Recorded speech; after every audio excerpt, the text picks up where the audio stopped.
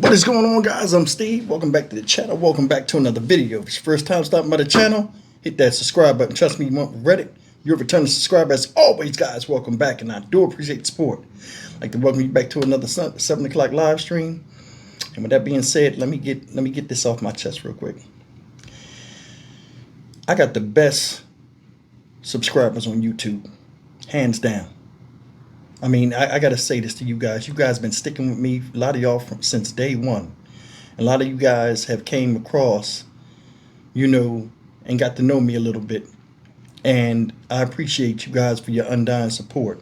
Now, earlier today, I did a story about the upcoming trial that will be starting this Thursday about, the Frisco, Texas track meet stabbing, in which this young man right here, Karmelo Anthony, who was 17 at the time, if I'm correct, wind up stabbing this young man right here, whose name is Austin Metcalf, and killed him during an argument under a tent at the track meet.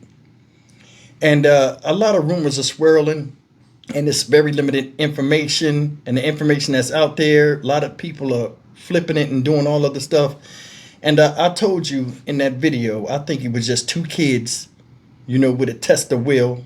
I don't think race had anything to do with it, though a lot of people are running with that narrative, and to each his own. But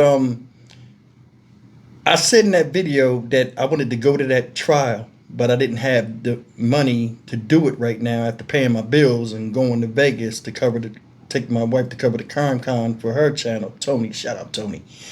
And you guys left me comments and was saying, hey, Steve, you need to go and this and that. And like, I was looking at it and I was thinking about it, and I was like down a little bit, like, man, I didn't know this was happening. But I gave it some serious thought. And when I seen this really changed my mind. So shout out to one of my subscribers. Her name is Vicky Loves Lisa. And she wrote me this, and it made me think. This is why having subscribers that comment, it helps with the channel. She says, Steve, can you maybe let us know what the cost would be for you to go to trial for a few days? I know here at Auburn University, Auburn, Alabama, we watch you every day. Shout out Auburn Tigers. You know what I'm saying? She said, we want to help you get there, so keep us deep in the loop like you always do, and try hard to, I guess, do what I do. But with that being said, I want to talk to my wife, right? And I think I'm going to go to Frisco. I think I'm going to go. I mean, I want to go. You know what I mean? Because, I got to keep it real with you guys. I'm in Texas. It's nothing but 4.5 hours away from me. And I covered this story vehemently, and I want to get to the bottom of it. And you know how I do, like when I went and covered the Tyree Nichols case, I gave you pure, unadulterated, unbiased opinion while attending the court case. And I think I'm going to do that with this somewhat. Now, I might not be able to stay there for the whole court case, but I could stay there 2, possibly 3 days. But I'm going to need you guys' help. So at the bottom, we put the Cash App up, which I hate doing, but I usually do this on my own dime, but I got the Cash App up.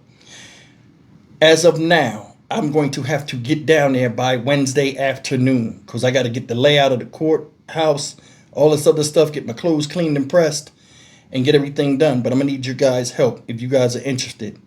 Now, you know how it is with this Cash App. I put the Cash App up. If I get enough money to go, because I have a set amount that I want to get to at least stay in a hotel for food, gas, so on and so forth, things I don't have right now. You guys want me to go together as family, we can get me there. And one of the things with this is I want to see that video, because they showed the video on TV briefly, but it don't show nothing. When you go to a court case, they have everything in there, and they have audio enhancement and all that stuff, and the visuals, they can depixelate stuff, so we can get to the bottom of it and see it up close. And I want to get there and give you guys the coverage, because I do these stories, and a lot of times they're far away, and part of what I do on my channel is wanting to go and cover these stories and give it to you raw and cut up close. So, you guys can get a real idea through my eyes and ears of what I see. And this is a big case. This is big like the Tyree Nichols case when I went down there and did it. And I would like the opportunity to go and give you guys adequate coverage. So with that being said, you see the Cash Apps up there. I have Zelle. Leave me an email if you want my Zelle information. I give you my Zelle information. I also have PayPal information that's listed up here too. Hopefully we can get this done by tomorrow evening. And then I can be on my way out of here Wednesday for the final day of jury selection. And then Thursday we go right into trial. So I'm most likely going to be out there for the end of the week. And I'll be doing my Friday night live stream, which is going to be crazy tonight from out there. And then depending on how well the trial's going, I might stay or, might be able to stay or I'll come back. But it'll be enough. 2 days is enough for me to get an idea of what role each person played in the demise of one killing the other. You got to remember, these are kids. This is not like grown up. They're not in the real world. They still living with the parents. Something happened for this to occur. And I would like to give you guys the best information besides relying on the media. Because me, you guys are watching me when I cover these court cases. I come and tell you stuff the media don't. So if you could, man, I appreciate you guys helping me out. Take a look at these 2 videos. And I'll end it at that. I appreciate you guys for your, your help, your concern, your support. Together, let's get to Frisco and do this thing the way it's supposed to be done. Report on it right. We're going to start in McKinney, where jury selection is underway in the Karmelo Anthony trial. He's accused of killing another teen at a high school track meet last year. Security at the Collin County Courthouse is tight. Our Trevor Sahaki's been outside the courthouse today. So, Trevor, tell us, what have you seen? Well, Karen, there are a lot of law enforcement officers here, more than I've ever seen at this courthouse. In fact, prospective jurors arrived early this morning, as did about a dozen or so protesters. Now, those protesters on both sides of the trial set up on the perimeter of the courthouse, some carrying flags and banners and chanting, others playing drums and tambourine. Besides the local media, there are social media influencers and supporters of the 2 families watching the proceedings inside. 19-year-old Karmelo Anthony is charged with the murder of Austin Metcalf. Police say the stabbing happened at a Frisco ISD track meet in April of last year. A witness told police that Anthony came over to Metcalf and others in a tent on the bleachers. The 17-year-olds went to different schools and didn't know each other.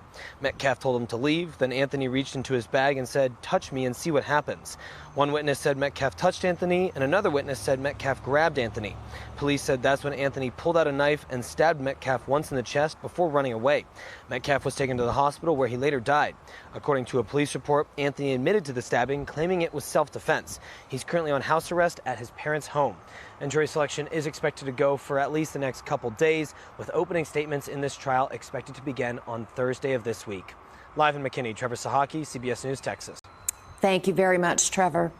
We want to walk you through the timeline of this case now. Now, the stabbing happened on April 2nd of 2025. Karmelo Anthony was arrested that same day. He was released from jail on bond less than 2 weeks later on April 14th. A few months later, Frisco ISD allowed some members of the media to view surveillance video of the stabbing under open records law.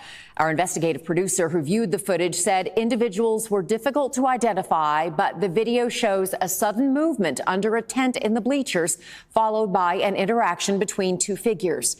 Several people are then seen walking or running away. More than a month after that, on June 24th, Karmelo Anthony was indicted for murder. And on July 9th of last year, the judge set a trial date, getting us to today. Our coverage of the Karmelo Anthony trial will continue throughout the day. Our JD Miles is also in the courtroom for jury selection. 19-year-old Karmelo Anthony is charged with the murder of Austin Metcalf. Police say the stabbing happened at a Frisco ISD track meet last April after some kind of a verbal confrontation between the two. If he's convicted, Anthony faces a possible life sentence.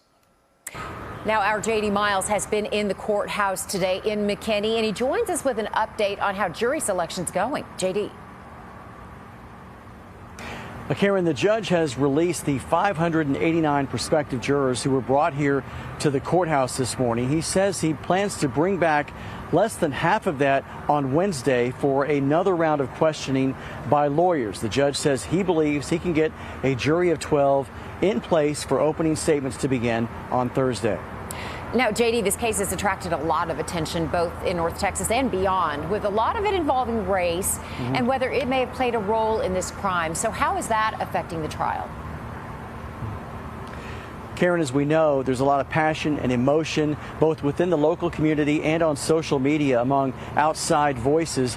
Authorities have certainly taken notice of that, and security around the courthouse this morning, they made it more secure than I've ever seen it since it was built. There were barricades blocking access by vehicles. There were aerial cameras on towers all along the property, and of course armed sheriff's deputies at every corner to make sure there were no disruptions. We did see a handful, less than a dozen demonstrators outside on the perimeter of the property, waving flags and carrying signs. Inside the courtroom, where we were privy to a live video feed, there were a lot of social media influencers who were among us watching the jury selection process, who will of course be posting about it. JD, talk to us a little bit about jury selection. How did it go today?